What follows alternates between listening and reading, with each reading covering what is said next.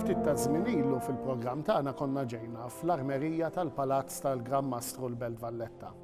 U hemmhekk konna rajna parti minn din l-armerija propju l-parti fejn hemm il-korazzi u l-ilbies li kienu jużaw il-kavallieri biex jipproteġu lilhom infushom waqt it-taqbida. Illum erġajna ġejna f'din l-armerija, però ser inħarsu lejn in-naħa l-oħra tal-armerija fejn hemm l-artillerija. L-armi li kienu jużaw, ix-xwabel, il-lanez, il-pistoli, l-ixkubetti, il-kanuni u ħafna affarijiet oħrajn interessanti li nsibu f'din il-kollezzjoni impressjonanti.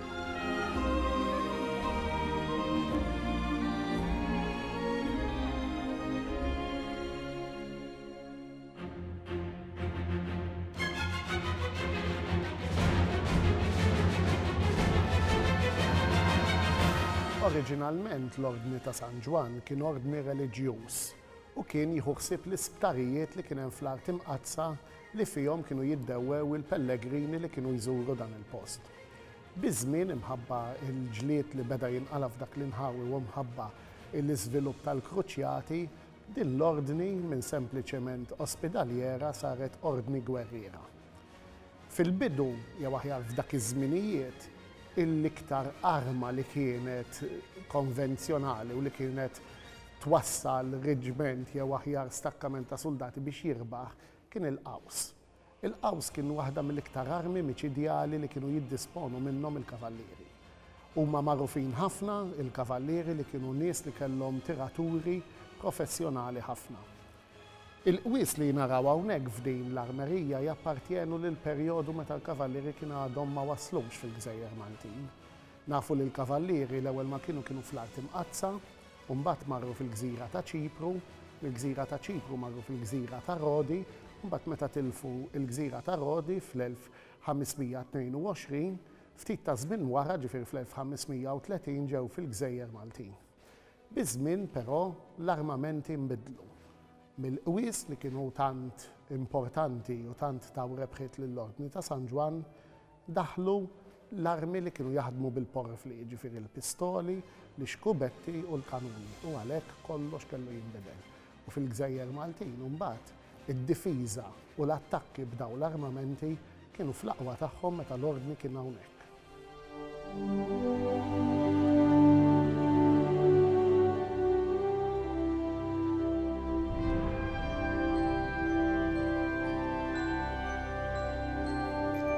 Fattilkom meta ġejna nżuru l-armerija d-darba l-oħra kien il-Gran Mastru Alofio de Wynjakourt li ħareġ bl-idea li propju fil-palazz tibda tintrama l-armerija. Barra l-armamenti li kienu jintużaw fil-ħajja ta' kuljum il-kavallieri u li kienu miżmu minn f'din l-armerija, kull kavallier beda jħalli l-armi tiegħu meta imut lill-armerija tal-palazz, għalhekk il-kollezzjoni bdiet dejjem tikber.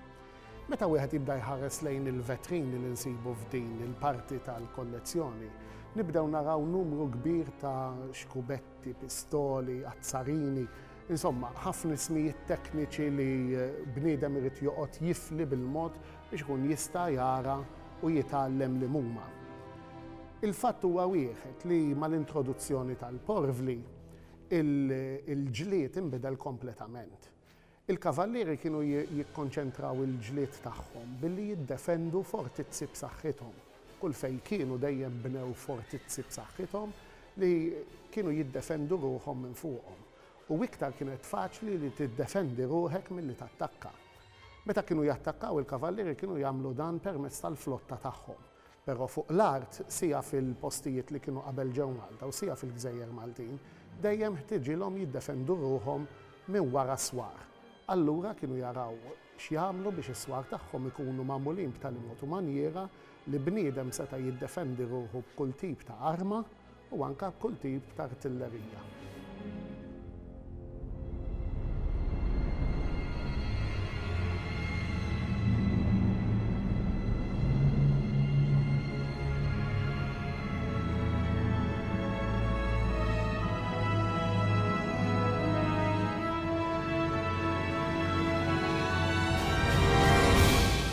Meta tilkom li l-kavallieri kienu jiddefendu ruħhom minn fuq is-swar ma jfissirx li dawn ma kienux nies li kienu preparati biex jattakkaw ukoll. Il-fatt minn numru kbir tal-anets li nsibu f'din il-kollezzjoni nafu li il-kavallieri kienu kapaċi jiġġieldu wkoll dik il-ġlieda li jgħidula sider ma sider, ġifieri meta bniedem jinżel propju u jattakka. Hawnhekk insibu l-anets li kienu jintużaw mill-kavlerija, pereżempju, dawk il-kavallieri kienu jkunu fuq iż-żiemel bl-anets twal ħafna biex joqtu lill-għadu tagħhom. Għandek l-anets li kienu jintużaw mill-infanterija li kienet tkun fuq quddiem waqt l-attakk. Insomma, ħafna tipi tal-anets differenti li meta tara l-forma tagħhom iwaħxuk x'dannu setgħu jagħmlu meta bniedem jaqla daqqa minn lanza bħal din. Ħaġa oħra wkoll li hija komuni ħafna f'din il-kollezzjoni huma ix-xwabel li nistgħu ngħidu li l-kavallieri kienu esperti tal-idwellar sija waqt ġlied u anka ġieli kienu jirranġaw xi kwestjoni bejniethom bid-dwell bix-xabla wkoll.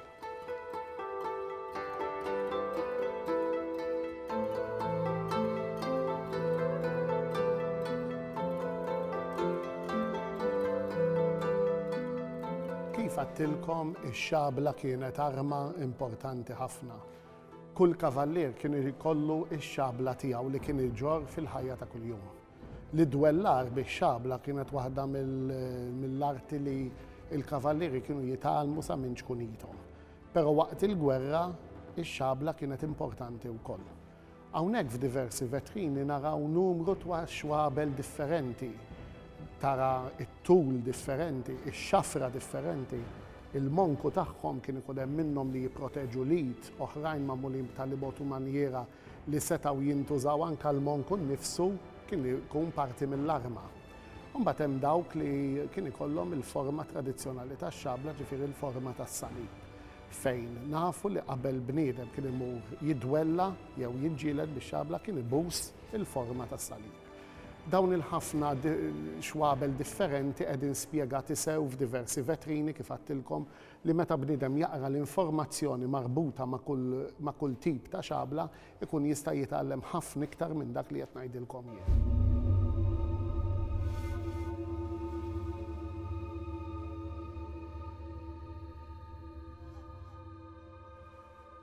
Meta wieħed iħares lejn il-bini tal-fortizzi tal-kavallieri jinnota li il-binijiet tal-fortizzi tal-Medju Evu kien ikollhom ħitan ċatti jew aħjar lixxi dritti biex fuqhom joqogħdu t-tiraturi tal-qaws u jiddefendu ruhom.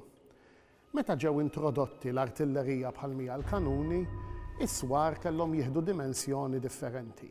Fil-parti ta' fuq ta' swar kellhom isiru batteriji fejn setgħu joqogħdu l-kanuni u jimmanuvrawhom b'mod tajjeb biex ikunu jistgħu jikkalibrawhom u jisparawhom. Għalhekk is-swar kellhom jeħxienu ħafna iktar, jiġu mżersqin biex jifilħu għall kolpi tal-balal tal-kanuni u kif għattilkom fil-parti ta' fuq kien ikun hemm spazju biżżejjed fejn joqogħdu l-kanuni. Meta nħarsu lejn is-swar naraw dak li ngħidulhom lamberzuni li kienu jkunu l-qatat fis-swar fejn f'kull waħda joqgħod kanun. Dawn il-kanuni li qed naraw hawnhekk fl-armerija huma ftit mill-kanuni li ħallew il-kavallieri warajhom. Kien hemm diversi tipi ta' kanuni, kien hemm dawk li kienu magħmulin mill-ħadid li ma tantx kienu xi ħaġa ta' preġu, però mbagħad kien ikun hemm kanuni bħal dawn li kienu jkunu magħmulin mill-bronż li kienu ingħataw rigal lill-ordni. Biżżejjed insemmu li meta l-Ordni ta' San Ġwan telaq minn Malta fl-1798 ħalla warajh madwar 260 kanun tal-bronż. Illum il-ġurnata kanuni tal-bronż ta' żmien il-kavallieri kull ma fadlinna u Malta huma madwar 14. U daw qegħdin hawn Malta għas sempliċi raġuni li wieħed mill-gvernaturi Ingliżi kien talab xi kanuni lura biex seta' jżejjen il-bliet tagħna. Tiftakruhom il-kanuni quddiem il-konkatedral ta' San Ġwan, quddiem il-katedral tal-Imdina u fuq Kastilja, dak kollha kienu kanuni tal-bronż. Però ftit ta' żmien ilu Heritage Malta kienet ħadet l-inkarigu li dawn il-kanuni prezzjużi tal-bronż jinġabru u jitpoġġew hawnhekk fl-armerija biex bekk jiġu protetti mill-elementi u mill-ħsarat tal-vandaliżmu li kienet isirilhom. Ma dawk il-kanuni li semmejt kienu nġabru dawk li kien hemm għawdex ukoll u li kien hemm quddiem il-qorti, insomma l-kanuni tal-bronż kollha nġabru. Dawk li kienu jappartjenu lil fortizzi ġew hawnhekk fl-armerija, fil-waqt li dawk li kienu jappartjenu lix xwieni, jiġifieri kienu kanuni tal-bronz ta' fuq il-baħar, marru l-Mużew Marittimu ġewwa l-Birkut.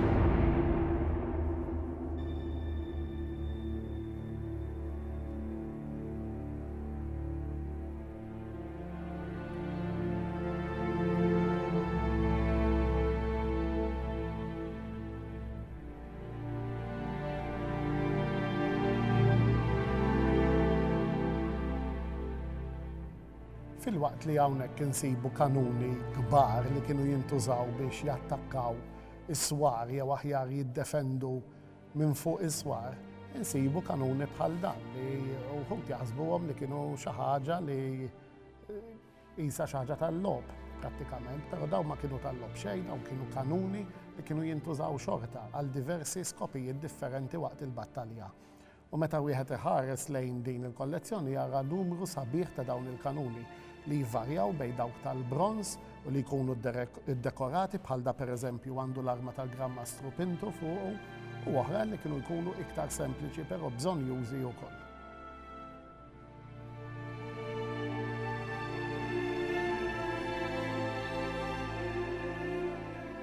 Hawnhekk għandna diversi kanuni ta' isien differenti, ovvjament ċerta minnhom huma modelli ta' kanuni ikbar u oħrajn kienu jintużaw fil-verità meta kien ikun il-bżonn. Bħala datazzjoni ivarjaw ukoll fosthom għandna kanuni mill-bidu tal-1500 u anke sal-aħħar tas-seklu 18. Bħalissa Heritage Malta qegħdin naħdmu hawnhekk ġol armerija bis-saħħa tal-eks-kuratur tal-armerija Michael Stroud qegħdin ħajibdew isiru l-preparazzjonijiet għal biex isiru karettuni, il-karettun oriġinali ta' dawn iż-żewġ kanuni li għandna hawnhekk ħdejna. Daw qegħdin nagħmlu studju fuq karettuni antiki li għandna hawnhekk u ovvjament qegħdin nistudjaw kull dettall biex imbagħad inkabruh skont il-qies li għandna bżonn biex jifilħu dawn iż-żewġ kanuni li għandna. Hawnhekk taħti għandi dan il-kanun l-animoso għax qabel il-kanuni kollha kien ikollhom isem u dan hu interessanti ħafna. Oriġinarjament daw kienu esebiti quddiem il-qorti, quddiem il-pjazza ta' quddiem il-qorti. U dawn kienu dan il-kanun sar minn Franġisk Triganza, fonditur li anke kien ifondi xi qniepel għall-Knejjes ta' Malta u kien intbagħat minn dan Triganza lill-Grammastru Pinto biex jurih x'kien qiegħed jitgħallem ġewwa l-Funderija ġo Turin għax il-Grammastru Pinto kien bagħat kemm lilu u kemm lil ħuh Joaquin bħala scholarship ngħidulu llum biex jitgħallmu l-arti tal-Funderija kemm fuq affarijiet militari u kemm fuq affarijiet ekklesjastiċi bħal qniepel u statwi u eċċetera.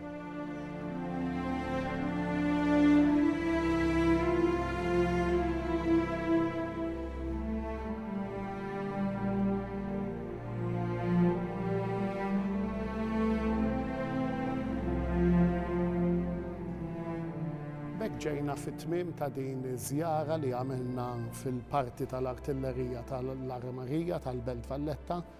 B'dan il-programm u bil-programm liħor li konna minn iktar il-qoddim fejn rajna l-parti l-oħra tal-armerija, issa koprejna din l-armerija kollha u rajna dak kollu li hawn esebit. Però nista' nassigurakom li meta tiġu hawnhekk u tibdew taraw l-informazzjoni li hawn marbuta ma' dal-affarijiet li hawn esebiti, tkunu fi stat li titgħallmu ħafna iktar minn dak li għattilkom jien.